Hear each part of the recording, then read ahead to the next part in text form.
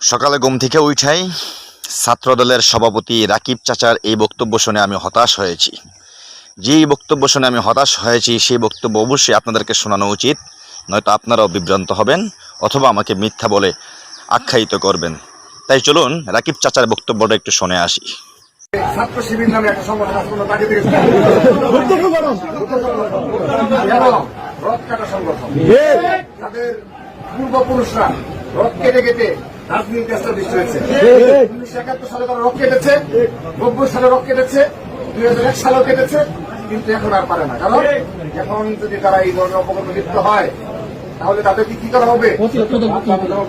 রাত ভাঙা শুধু জবাব নয়, তাদেরকে বাংলাদেশ থেকে উচ্ছেদ করতে হবে। এবার আপনারাই বলুন রাকিব চাচার কথার কতটুকু সত্যতা আছে, কারণ রাকিব চাচা যে কথা বলেছেন এই কথার সত্যতা আমি আজও খুঁজে পাইনি। বাকিটা আপনারাই ভালো বোঝেন, আশা করি কমেন্টে বলে যাবেন।